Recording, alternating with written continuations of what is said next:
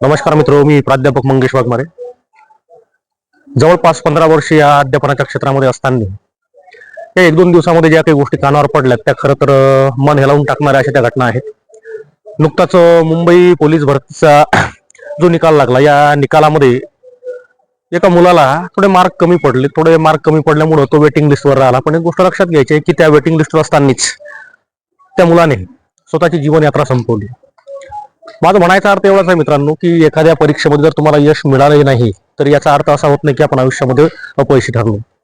थोडं माझ्या बोलण्याकडे या ठिकाणी असं लक्ष द्यायचं आहे की एखादी परीक्षा तुम्ही तुमच्या जीवनाचा कुठल्याच प्रकारचा यश अपयशाचा आलेख त्या ठिकाणी आखू शकत नाही. म्हणून माझी सर्व विद्यार्थी मित्रांना एक सूचना आहे की असं कुठल्याही प्रकारचं टोकाचं पाऊल न उचलता खऱ्या अर्थानं आपल्या आयुष्याकडे तुम्ही सकारात्मकतेने जर बघितलं तर निश्चितपणे भविष्यामध्ये तुमच्या यशाच्या वाटा फार सुंदर असतील.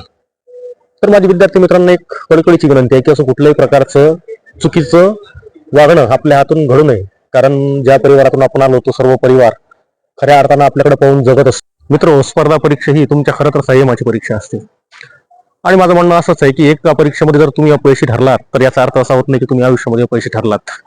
तर मी या निमित्तानं तुम्हाला एवढंच सांगू शकतो या ठिकाणी की बघा, भरपूर साऱ्या संधी तुम्हाला आयुष्यामध्ये येतील, पण तुमचा त्याच्याकडे बघण्याचा दृष्टिकोन जर सकारात्मक असेल तर निश्चितपणे तुम्हाला त्याचा फायदा होईल. आणि एक मी तुम्हाला महाभारतातला संदर्भ या ठिकाणी नक्की देऊ शकेल. काही काही पराभव सुद्धा विजयापेक्षा खूप छान असतात बरं का. आजही जेव्हा महाभारताचा उल्लेख निघतो तेव्हा एक लक्षात घ्यायचं आहे की कर्ण आणि अर्जुनाची तुडुंब लढाई झाली, पण या लढाईमध्ये कर्णाचा पराभव झाला, तो धारातीर्थी पडला. पण आजही जेव्हा केव्हा या महाभारताचा विषय निघतो ना, तेव्हा अर्जुनाच्या विजयापेक्षा कर्णाच्या पराभवाची चर्चा त्या ठिकाणी जास्त होते. मित्रांनो, संघर्षात दम असला पाहिजे. संघर्ष जर दमदार असेल तर मी निश्चितपणे सांगतो की कधी कधी पराभव सुद्धा जीवन जगण्याला एक वेगळी दिशा देऊन जातात. एवढंच या निमित्तानं मी सांगतो. आणि महाराष्ट्रातील तमाम माझ्या विद्यार्थ्यांना